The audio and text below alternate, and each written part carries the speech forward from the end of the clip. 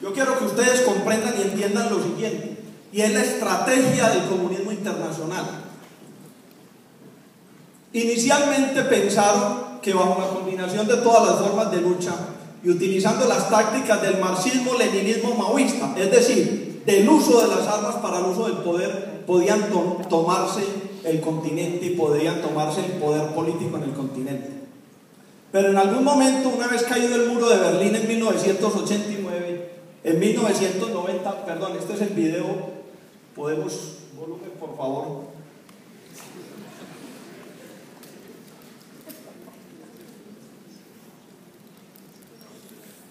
Se cometen también errores en todas partes. ¿Están preparados para pedir más dosis? ¿Es una cuestión innegociable? Quizás. Esto responden esos payasos de las FARC cuando se refieren a las víctimas de la guerrilla. Malditos. Pedirían perdón a las víctimas de la guerrilla, quizás. Bueno, muy bien.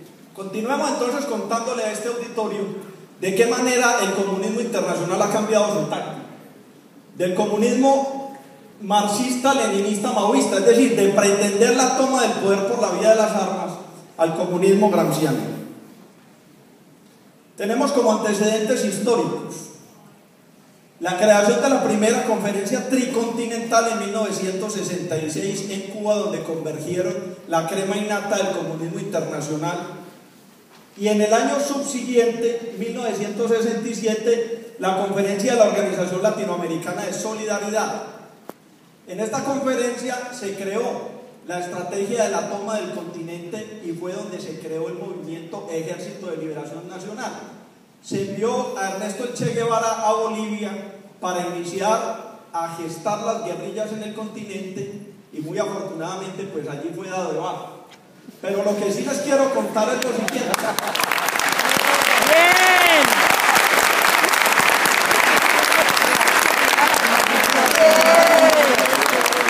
Esta Organización Latinoamericana de Solidaridad, como bien hacen los comunistas, le cambian de nombre a sus organizaciones, pero para cumplir con los mismos objetivos estratégicos.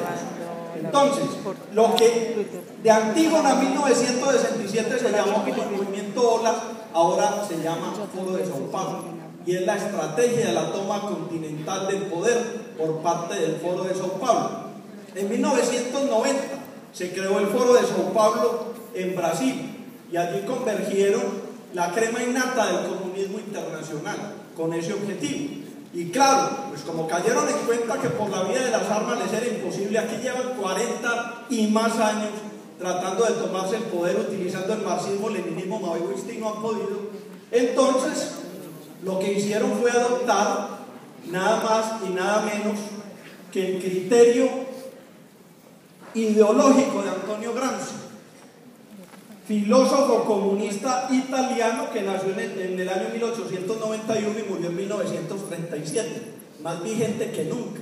Les quiero contar que el autor de cabecera de Alfonso Cano era nada más y nada menos que este personaje, Antonio Gramsci.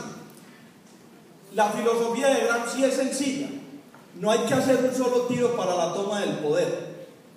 Con la cooptación de los partidos políticos, la deconstrucción histórica, la transformación cultural, la infiltración de los medios de comunicación y la cooptación de la administración de justicia nos podemos tomar el poder, y es lo que ha venido haciendo de forma eficiente el Foro de Sao Paulo. Y vemos entonces cómo desde Cuba y Brasil se generó esa estrategia macabra para la toma del poder, que en 23 años de existencia del Foro de Sao Paulo ha sido absolutamente exitosa. Vemos entonces en Brasil, miren ustedes allí a su presidente con el letrero allí cuando fue judicializada por atraco a bancos y por pertenecer a la militancia subversiva, entre comillas, de ese país. A Lula da Silva como el creador del Foro de Sao Paulo. Tenemos en Honduras al narcotraficante y militante del Foro de Sao Paulo conocido como Mel Zelaya. Tenemos a Funes en El Salvador, a Daniel Ortega en Nicaragua, tenemos a Chávez y a Maduro en Venezuela, Correa en Ecuador, Evo Morales en Bolivia, Michelle Bachelet en Chile, tenemos a Ollanta Humala en Perú, tenemos a Lugo en Paraguay, tenemos a Pepe Mujica, allí también aparece como reo, toda vez que fue un militante no solo comunista, sino además terrorista. Y tenemos al actual presidente de Uruguay. Y en Argentina, obviamente, ya va cayendo. Muy bien conocidos, la pareja Kirchner. Montoneros. Bueno, ¿qué causa eso? Hemos hablado de dos tácticas. Faltó la Colombia. táctica gestada desde el marxismo-leninismo maoísta. Es decir, cuando los está Juan terroristas Manuel? con el uso de los fusiles, de los explosivos, atentan contra la democracia y acaban con ella desde afuera. Pero tenemos una segunda táctica con un objetivo común, que es la táctica del comunismo gramsciano, que busca el mismo objetivo estratégico, la toma del poder, utilizando deconstrucción histórica, transformación cultural, cooptación de los medios de comunicación, infiltración de la administración de justicia, etcétera, etcétera. Entonces, de una forma muy inteligente, el comunista se ha tomado el discurso de la democracia y de los derechos humanos en el continente. Pero una vez en el poder, desde allá causan una implosión de la democracia, es decir, no la atacan desde afuera, como los marxistas, leninistas, maoístas. Estos le hacen un ataque desde adentro. Y una vez en el poder empiezan a transformar las constituciones para perpetuarse en el poder, para soslayar la división del poder público, empiezan a atacar la libertad de expresión, empiezan a vituperar la libertad de prensa, empiezan a atacar la propiedad privada, los derechos humanos y todas las bases fundantes de la democracia. Para esto sí tenemos que decir que en este contexto del Foro de Sao Paulo hay unas izquierdas vegetarianas y hay otras carnívoras sanguinarias, pero como lo decía Lula da Silva, si Chávez va a 100 kilómetros por hora, yo voy a 75 kilómetros por hora, pero eso no quiere decir que no vamos para el mismo lugar. Eso para que ustedes puedan tener un contexto de cómo opera el comunismo internacional. Estas son fotografías de la semana pasada, donde finiquitó el encuentro número 19 del Foro de Sao Paulo. Y allí, en un documento final, dicen nada más y nada menos que de igual manera ratificamos nuestro apoyo al proceso de paz y por una solución política, donde la base del diálogo insta a las partes que no se levanten de la mesa hasta una solución definitiva en beneficio del pueblo colombiano. Pues bueno, yo sí les quiero contar que hemos venido haciendo un seguimiento de filigrana a ese movimiento del comunismo internacional que se llama Foro de Sao Paulo, y en los documentos finales del Foro de Sao Paulo, desde hace 5 años para acá, se ha encontrado la constante de gestar la salida negociada a la confrontación armada en Colombia. ¿Por qué? Porque las FARC y el ELN se han convertido en la piedra en el zapato, en el palo en la rueda, para que la izquierda pueda ostentar el poder en Colombia. Y ya se los demostré. De qué manera durante los 23 años de existencia del Foro de Sao Paulo se han cooptado y han logrado llegar al poder en la gran mayoría de países en Latinoamérica.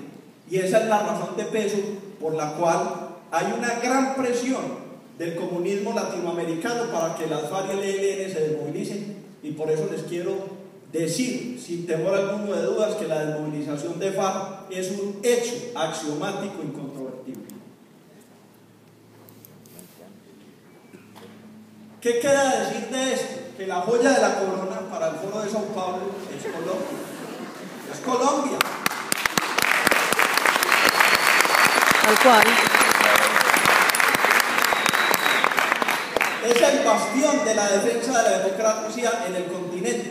Y además es el aliado de lo que bien han llamado la alianza del comunismo latinoamericano y dan el respaldo estratégico del imperio, es decir, de los Estados Unidos. Por eso Colombia es la joya de la corona que pretende ostentar el Foro de Sao Paulo.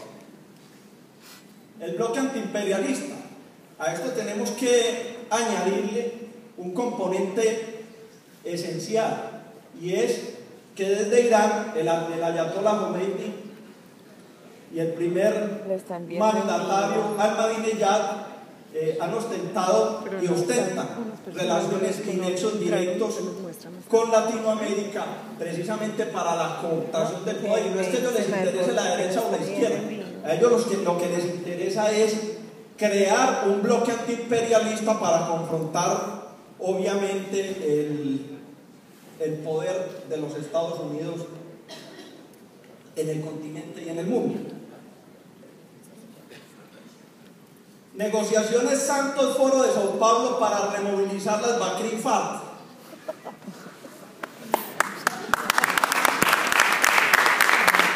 Ojo, con el léxico de las FARC en ningún momento ustedes van a escuchar a sus voceros plenipotenciarios o suplentes hablando de negociación. Ellos siempre dicen de que estamos conversando. ¿Por qué? Porque es que la negociación no es entre las FARC y Santos. Y prueba de ello, las alocuciones de Santos cuando dicen, no les paren bolas, no les paren bolas lo que ellos dicen, porque es que ya eso está negociado, y está negociado desde el Foro de Sao Paulo, bajo la salvaguarda de los hermanos Castro en Cuba, de Maduro en Venezuela, con la dirección del Foro de Sao Paulo.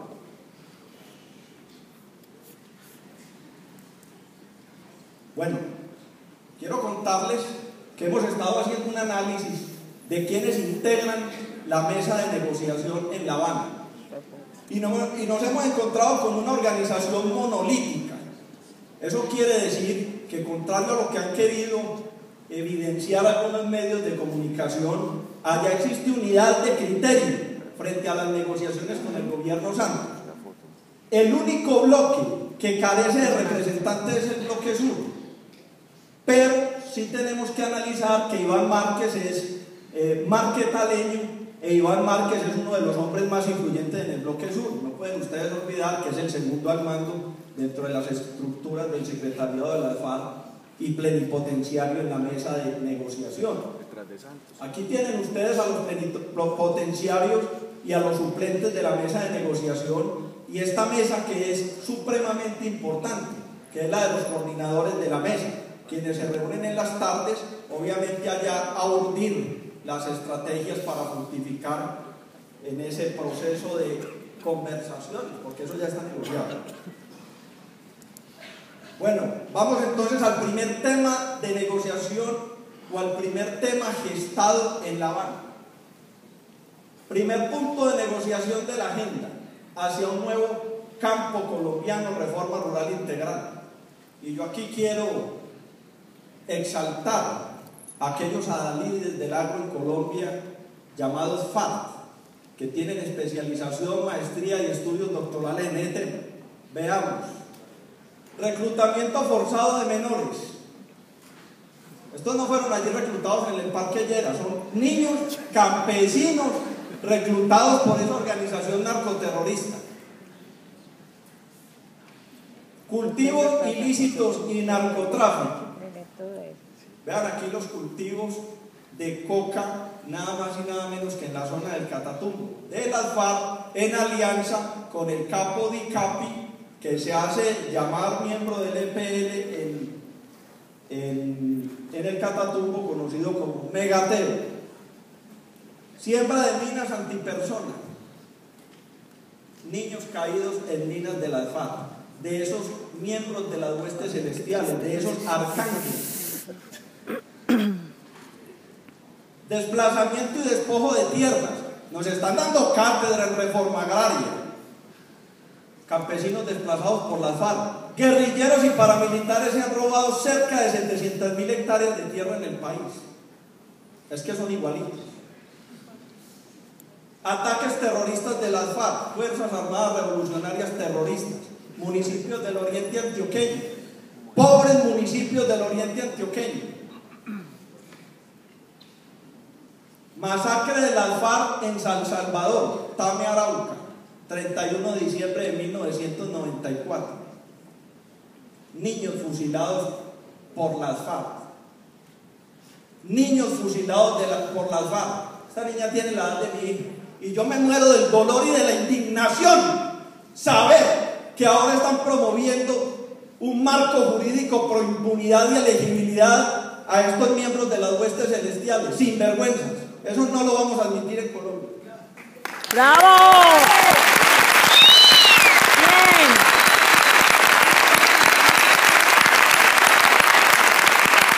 Bien. Las negociaciones de las FARC en La Habana equivalen más o menos a esto: poner el discurso social en manos de las FARC equivale a otorgarle a Garavito la dirección del Instituto Colombiano de Bienestar. ¡Bravo!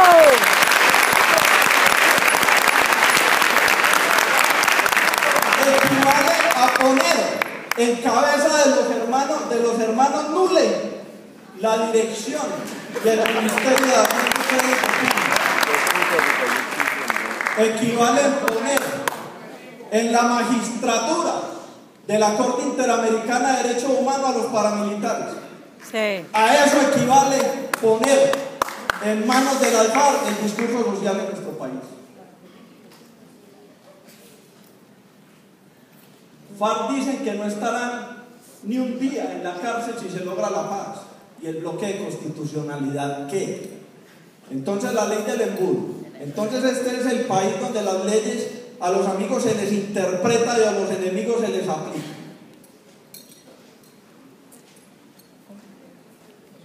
Paz y reconciliación.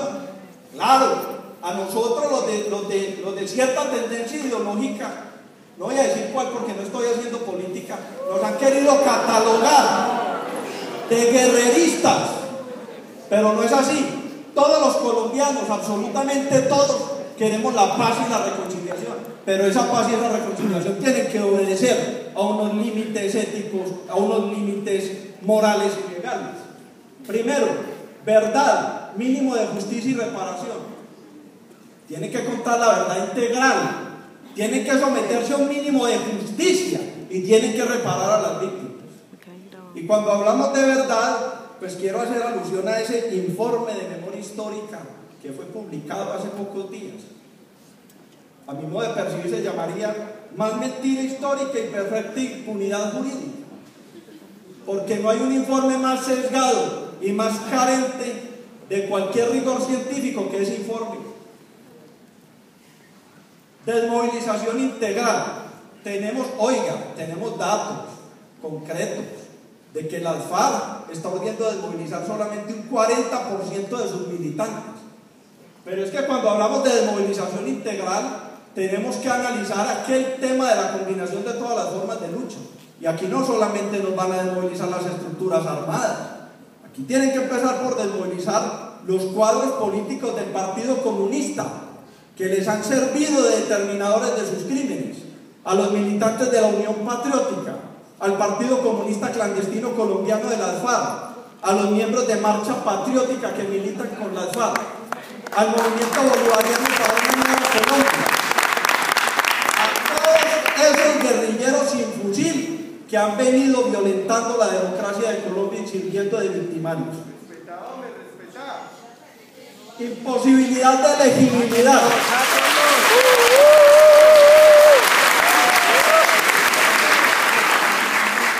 Imposibilidad de legitimidad. Aquí no vamos a permitir de ninguna manera que aquellos que han transgredido, violentado, vituperado, atacado nuestra democracia y se han parado en la dignidad de las víctimas vayan a ostentar cargos públicos. Óigase bien, ni de elección popular ni de libre nombramiento y remoción, porque ya está el Banco de la República. ¡Bravo! Cuarto, imposibilidad de cargos públicos. Quinto, imposibilidad de militancia en ONGs. ¿Cómo así que el diablo haciendo sinvergüenzas que tienen a su haber crímenes de lesa humanidad, como León Valencia, desmovilizado del ELN, y ahora pontifican desde la defensa de los derechos humanos y de la democracia? Eso no se puede. Prohibición o apología al crimen, ni más faltaba medios de comunicación. Ahora desde Canal Capital están haciendo apología y publicidad al cura Camilo Torres, quienes muchos no saben fue uno de los creadores del ELN. Y para terminar, por favor, me le da clic a ese video, porque no voy a dejar de rendirle un honor a las mayores víctimas, que son las ¡Bravo!